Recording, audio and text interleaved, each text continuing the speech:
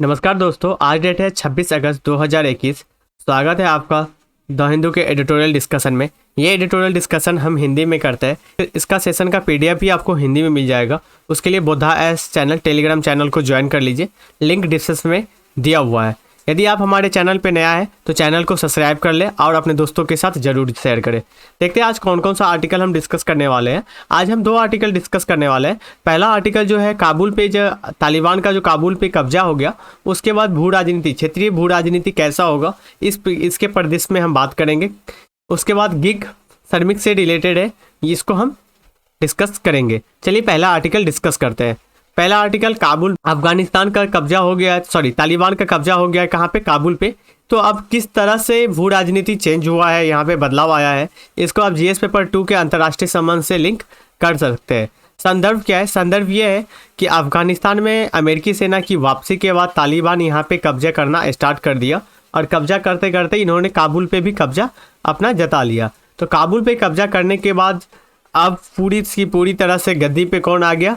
तालिबान आ गया। अब जब यहाँ पे तालिबान आ गया तो इस क्षेत्र में इनकी क्षेत्रीय जो भू राजनीति है, इसका भविष्य कैसा होगा, इस पे डिस्कस किया जाता है। राइटर द्वारा बताया जाता है कि काबुल के पतन के बाद क्षेत्रीय भू राजनीति, पहला ये है कि पावर का आप वॉल्यूम जो है ना, अमेरिका के विरोध में अमेरिकी विरोधी धुरी बनेगी। अब सबसे बड़ी चीज़ ये है, आपने देखा होगा कि जब यूएसए अमेरिका अफगानिस्तान को छोड़ा और इतना स्पीड में छोड़ा कि किसी को इतना ज़्यादा अनुमान भी नहीं था कि अमेरिका इतना जल्दी अपने आप को मूव कर लेगी। कहाँ से? अफगानिस्तान से। तो जब ये जैसे ही इन्होंने अपना अफगानिस्तान से अपना मूव किया, अपने पावर को खींचा, तो उसी तरह से चीन, पाकिस्तान, रूस और तालिबान एक शक्ति के रूप में इन्होंने एक क्षेत्रीय धुरी बना इन्होंने अपना शक्तियाँ बढ़ाना स्टार्ट कर लिया। ये बढ़ाने स्टार्ट करने से ये अब इस क्षेत्र में ये जो यूएसए की पावर थी, उसको क्या करेगा?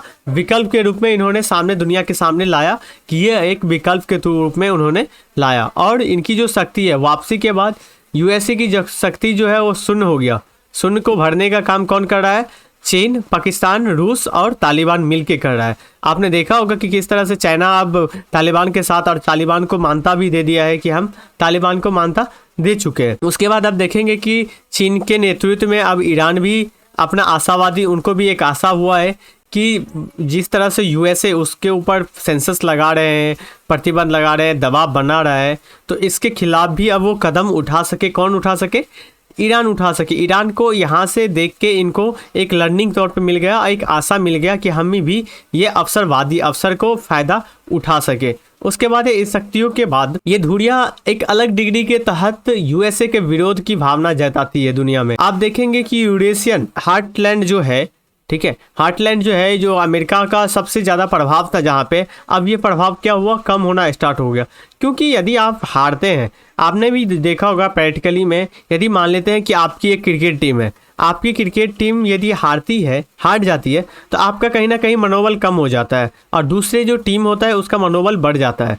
तो जिस तरह से मनोबल यहाँ पे यूएसए की हार मानी जाती है कि अफगानिस्तान के अंदर, वैसे ही चाइना जो एक दूसरे धुरी वो बता रहे थे कि वो यूएसए जो पावर है, सुपर पावर, वो सुपर पावर अब नहीं रही।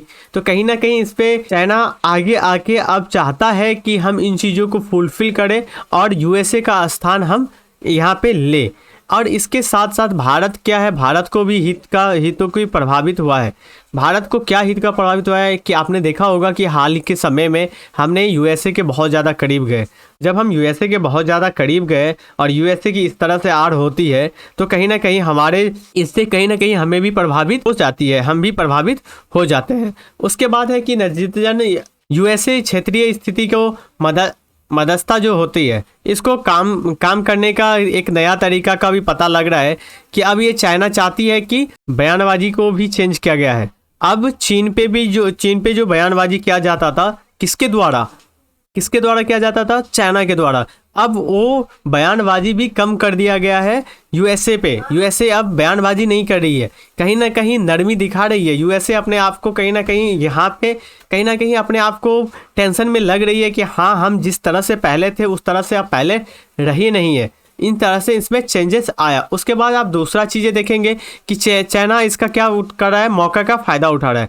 चीन अब चाहता है कि मौका का फ़ायदा उठाए और बेजिंग के साथ साथ जैसे ही आप अफ़गानिस्तान में इनका हुआ, अब ये चाहता है कि इस स्थिति में और इसके दौर पे हम मध्य एशिया में अपना पकड़ बनाए और उनका जो चीनी one belt and road initiative है उसको क्या करेंगे, ये अब विस्तार करने के रूप में और एक मजबूती देने के रूप में काम करना स्टार्ट करेंगे, जिससे कि एक आर्थिक नींव बदला जाए। ठीक है, तो इस चीज़ों पे काम किया जाएगा। उसके बाद है वास्तविक नियंत्रण रेखा सहित भारत बेजिंग के साथ उदारवादी करना चाहता है। अब देखिए भारत जो है, भारत के साथ इनका क्या है, हम ये इनिशिएटिव में नहीं है चाइना की, इसमें भारत इसका सदस्य नहीं है। तो भारत इसका सदस्य नहीं है। अब इस क्षेत्र में भारत का आसपास के जितने भी देश हैं इनके साथ चाहेगा कि चाइना कि भारत को अलग थलग किया जाए एशिया के अंदर। अब क्योंकि अब ये मध्य एशिया में भी अपना प्रभुत्व जमाएंगे और मध्य एशिया में प्रभुत्व जमाने के साथ साथ ये गल्फ कंट्री की तरफ भी अपने आप को मूव करेंगे और वहाँ पे अपना आर्थिक सिचुएशन भी मजबूत करेंगे। और कोरोना में जिस समय से व्यापार में प्रभावित हुआ है, व्यापार को प्रभावित हुआ है, भारत की अर्थव्यवस्था जिस तरह से दयनीय स्थिति में चली गई, तो अब यही है, एक ही तरीका मिलता है कि चाइना के साथ कहीं ना कहीं हम अधिक वास्तविकता है, आवश्यकता है हमें चाइना के साथ जाने की। क्योंकि जिस तरह से हमारा अभी आत्मनिर्भर, तो हम बता रहे हैं कि आत्मनिर्भर भारत हमें बनना है, लेकिन आत्मनिर्भर भारत हमें बनने में थोड़ा समय लग सकता है। इस समय जब तक हम आत्मनिर्भर भारत बनेंगे तब तक हमें चाइना की ज़रूरत पड़ेगी और चाइना के साथ व्यापार करने की अधिक आवश्यकता हो सकती है। उसके बाद है कि चरमपंथी, जब अब इस क्षेत्र में जब तालिबान का कब्जा हो गया, तो अब जो चरमपंथी है, जो आपने देखा होगा कि इसी तरह से अब एक ट्रेंड चलने लगा है, और खासकर पाकिस्तान में, कि इसी तरह से अब क्या किया जाए, कश्मीर को भी आज़ाद करवाया जाए, जिस तरह से तालिबान ने कहाँ पे, अफगानिस्तान में किया है। तो अब ये जो अलगाववादी चरमपंथी जो चीज़ें हैं, समस्या है, वो दुनिया के सामने आएगी। और आपने पहले भी ये चीज़ें देखने के लिए मिला था कि तालिबान का उपयोग यूज़ किया जाता था, किसके द्वारा, पाकिस्तान के द्वारा, कश्मीर में अलगाववाद को फैलाने के लिए, आतंकवाद को फैलाने के लिए यहाँ पे क्या किया जाता था, सपोर्ट लिया जाता था, साथ लिया जाता था तालिबान को। अब यही चीज़ जताई जा रही है कि अब इसका साथ मिलेगा। और खासकर एक अफगानिस्तान अब क्या बन चुका है, एक आतंकवादी का एक घर बन चुका है, दूसरा घर। आपने देखा होगा कि पाकिस्तान के बहुत सारे आतंकवादी संगठन जो है वो अपने आप को मूव करके कहाँ पे ले जा रहे हैं,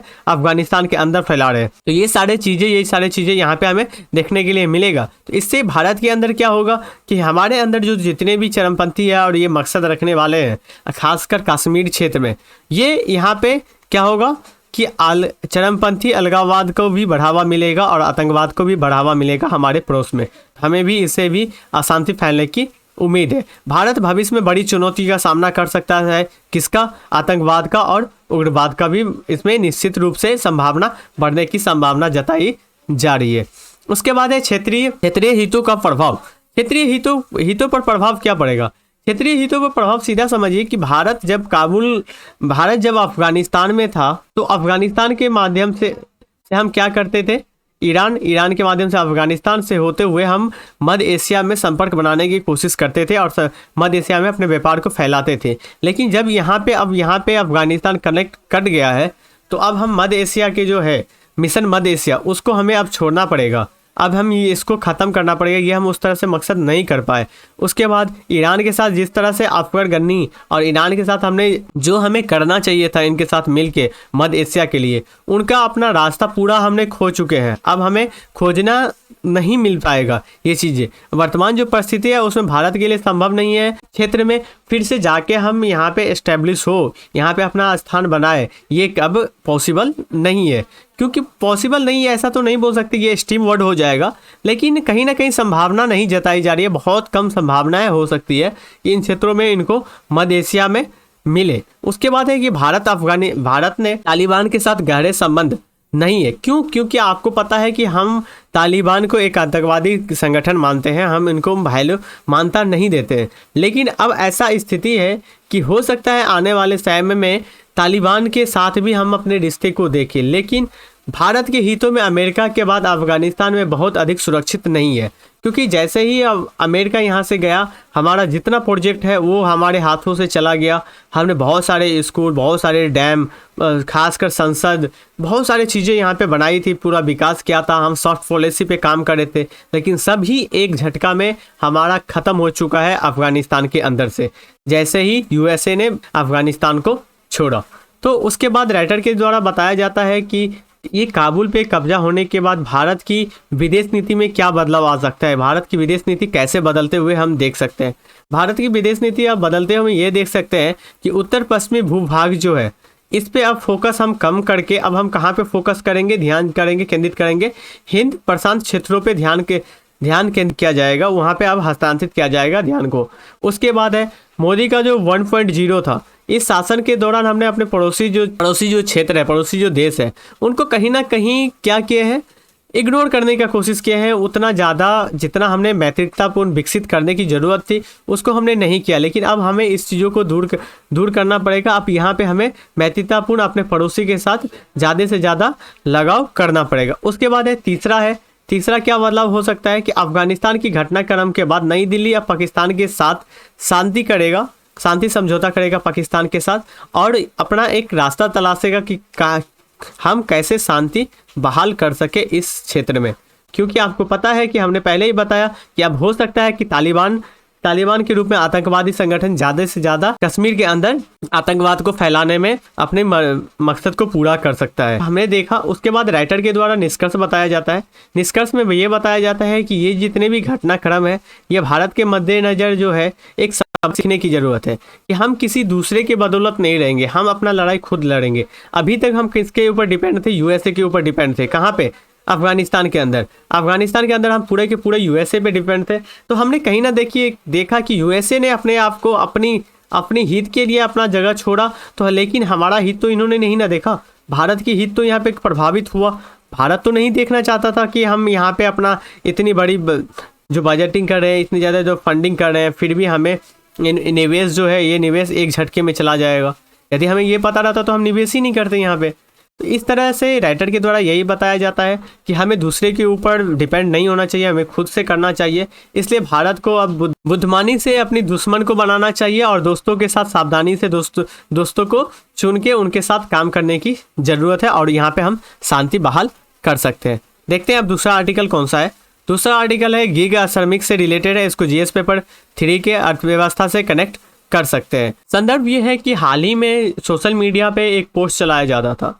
खाद्य वितरण जो कंपनियां हैं, जिसमें आप स्विगी देख सकते हैं, जोमेटो देख सकते हैं, इनके जो डिलीवरी बॉय है, इनके अंदर कुछ ना कुछ प्रॉब्लम, समस्याएं सामने निकल के आती है। अब देखिएगा गिग श्रमिक क्या होता है। सबसे पहली बात ये समझिए, गिग श्रमिक ये होता है कि जैसे मान लीजिए कि जोमेटो या स्विगी है, काम करने वाले जो डिलीवरी बॉय है, ये ऐप पे अपने आप को रजिस्टर करते हैं। एक रेस्टोरेंट होता है, ना ही रेस्टोरेंट में वो रजिस्टर होते हैं, एक कस्टमर होता है। यहाँ पे रेस्टोरेंट से खाना उठाते हैं और कहाँ पे देते हैं, ये कस्टमर को पहुँचाते हैं। तो ये एक कड़ी के रूप में ये बने हुए हैं गिग। ना तो इनको ये नहीं है कि इनको रोज़ काम मिलेगा, यहाँ पे बुकिंग होगी फिर इनको काम मिलेगा। तो ये गिग श्रमिक कहलाता है, ये कोई फिक्स ना। तो इनके में प्रॉब्लम क्या आ रही है, शिकायतें क्या आ रही है? शिकायतें ये आ रही है कि भुगतान का कम होना, पारदर्शिता भुगतान या धोखाधड़ी हो जाता है। इसमें ये होता है कि जैसे मान लीजिए कि पारदर्शिता ये नहीं है कि आपने 10 डिलीवरी मारा तो आपको 50 रुपये एक डिलीवरी को मिलेगा तो 500 रुपया होगा, ऐसा नहीं है। कभी हो सकता है कि 40 रुपया भी मिलता है, कभी 30 रुपया भी मिल जाता है, कभी 60 रुपया भी मिल जाता है। तो टाइम टू टाइम मैटर करता है कि 10 बजे करेंगे तो इतना होगा, 11 बजे। तो एक पारदर्शिता की कमी यहाँ पे दिखने के लिए मिलती है। उसके बाद है वृद्धि दरों की अस्पष्टता अंतर। ये होता है कि वृद्धि दर, जैसे देखिए मान लेते हैं कि पेट्रोल की दाम अभी बढ़ गई, तो इनकी जो पहले इनका रेट मिलता था 40 रुपये, अब ये पेट्रोल के दाम बढ़ने के बाद भी इनका रेट कितना है, 40 रुपये ही है। लेकिन इनका पेट्रोल का दाम, लागत जो है, लागत तो बढ़ गया ना, इनका प्रॉफिट तो कम हो गया यहाँ पे, ये सारी चीज़ें। उसके बाद है उत्साह वेतन से बचने के लिए इनके पास जो असाइनमेंट है कि आपको इतना टारगेट देना पड़ेगा कि आपको 50 करेंगे उसके बाद जाके आप बीट करेंगे, जैसे कि 90% डिलीवर होना चाहिए। अब जो उसमें देखेंगे, फ्लिपकार्ट में देखेंगे कि 90% डिलीवर होगा तो आपको 15 रुपये पैकेट मिलेगा, यदि 90% डिलीवर नहीं होता है तो 12 रुपये मिलता है, उससे भी नीचे होता है तो 10 रुपये मिलता है। तो कहीं ना कहीं एक बैरियर्स देखने के लिए मिलता है, एक टारगेट बना दिया गया है पहले तो लोभ दिखाया दिया जाता है कि ये आपको इतना मिलेगा, लेकिन उसके बाद उसमें कहीं ना कहीं कटौती देखने के लिए मिलती है। तो ये सारी समस्या है जिससे कि वहाँ पे समझ में नहीं आता वर्कर को कि हम कैसे करें और हमें ये चीज़ें को लाभ कहाँ से मिलेगा। उसके बाद है रिटर्न बोनस से बचने के लिए, बोनस रिटर्न से बचने के लिए जॉन एक्सटेंस जो है उसको भी किया जाता है कि बोनस रिटर्न आपको मिले, तो उसके लिए भी एक कोई चीज़ लगा दिया कि आपको इतना दिन का हार्ड वर्क करना पड़ेगा, आपको 1 महीने तक कभी छुट्टी नहीं लेनी पड़ेगी। तो ये सारी चीज़ें हैं जो इनमें समस्या बन के आती है और शिकायतें इसमें जताया जाता है। अब राइटर के द्वारा गिग जो श्रमिक है उसमें कुछ इशू बताए जाते हैं कि इसमें समस्या क्या है, चुनौतियाँ क्या है, इशू क्या है। पहला इशू यही है कि पारदर्शिता और विश्वास की कमी।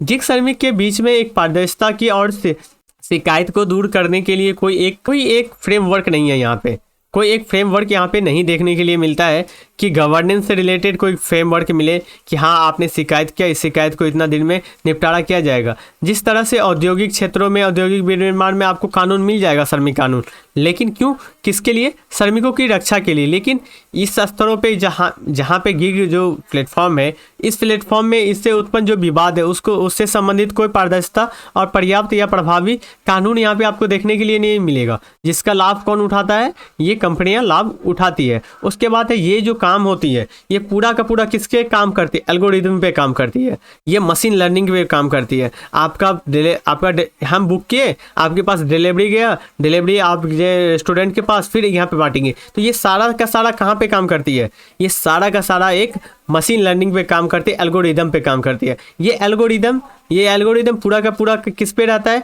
कंप्यूटर बेस रहता है। तो ये सारी चीज़ें यहाँ पे समस्या सामने आती है किसके पास, गिग जो श्रमिक है उनके पास। इनकी फिर एक बड़ा सा घटक होती है जो फीस के रूप में इनको लेता है, लागत के रूप में लेता है। शिकायत का विश्लेषण का पता नहीं चलता कि आपको क्या हो गया है, आपको क्या प्रॉब्लम है। तो ये सारी चीज़ें कहीं ना कहीं, और ये क्यों किया जाता है, इसका एक ही है कि लागत को कम किया जाए और प्रॉफिट को ज़्यादा किया जाए। किसके द्वारा, कंपनियों को प्रॉफिट ज़्यादा से ज़्यादा हो सके। उसके बाद है राइटर के द्वारा कुछ इसमें आगे की राह बताया जाता है कि क्या करना चाहिए कि गिग जो श्रमिक है इनको इससे निकाला जा सके, इस समस्या से निदान मिले उनको। इनमें सबसे पहला जो बताया जाता है कि श्रमिकों के बीच विश्वास को बढ़ाने के लिए आपको एक प्रौद्योगिकी शक्ति का उपयोग करने की आवश्यकता है। प्रौद्योगिकी शक्ति का प्रयोग करने की आवश्यकता है कि आप इसमें टेक्नोलॉजी को और ज़्यादा अपडेट करें। उसके साथ ऑडिट करिए। किसको ऑडिट करिए, एल्गोरिदम जो है उसको ऑडिट करने की ज़रूरत है। आपकी एल्गोरिदम किस तरह से काम कर रही है उसको आप जांच करते रहे टाइम टू टाइम, जिससे कि श्रमिक को ये पता चलते रहे कि हाँ हमने जिस तरह से काम किया है वो हमारी उस तरह से काम हो रही है। उसके बाद है कि एक अन्य तकनीक है जिस तकनीक का नाम है जुड़ाव कठपुतली। इसका भी उपयोग आप कर सकते हैं। जो शोधकर्ता ने कंप्यूटर प्रोग्राम में ये चीज़ें उपयोग करते हैं अपने खाते को देख रेख करने के लिए, ऑडिट करने के लिए, इन चीज़ों को भी कर सकते हैं जिससे कि इनमें समस्या को दूर किया जा सकते। उसके बाद है नियामक कार्य को भी आवंटन करने की ज़रूरत है, इसका प्रदर्शन करने की ज़रूरत है। प्रत्येक गिग से संबंधित जो वेतन है उसको वेतन को आप टाइम पे पहुंचाया जाए। उसके बाद है जो इनिशिएटिव है उसमें पारदर्शिता होना चाहिए। आप जो टारगेट दे रहे हैं टारगेट पे भी फिक्स ये होनी चाहिए कि उनको पारदर्शिता से पता चले कि हाँ हम इतना करेंगे तो हमें ये मिलना चाहिए। कोई ऐसा टारगेट ना हो कि जो इम्पॉसिबल हो, जो पूरा करने लायक नहीं हो। आप वो टारगेट दे रहे हैं और लोग उन टारगेट को कंप्लीट करने के लिए अपनी जान को भी जोखिम में डाल रहे हैं। तो ये सारे चीज़ों को यहाँ पे ख़त्म करने की ज़रूरत है, जिसके द्वारा ही इस गिग श्रमिक को लाभ मिल सकता है। तो आज हमने 2 आर्टिकल डिस्कस किया। पहला जो आर्टिकल था वो काबुल में तालिबान के कब्जे के बाद जो किस तरह का स्थिति होता है और भारत की किस तरह की स्थिति होगी उससे रिलेटेड। दूसरा जो है हमने गिग श्रमिक से रिलेटेड डिस्कस किया। तो आज के डिस्कशन में इतना ही। उससे पहले कि आप बोधायस को ज्वाइन कर ले, सब्सक्राइब करें और अपने दोस्तों के साथ ज़रूर शेयर करें। आप यदि पीटी से रिलेटेड इंपॉर्टेंट पीटी यान देखना चाहते हैं उसके लिए टेलीग्राम चैनल को ज्वाइन कर लीजिए। ये 7 बजे पोस्ट होता है, आप डेली का 7 बजे यहाँ से देख सकते हैं। तो आज के लिए इतना ही। Thank you so much.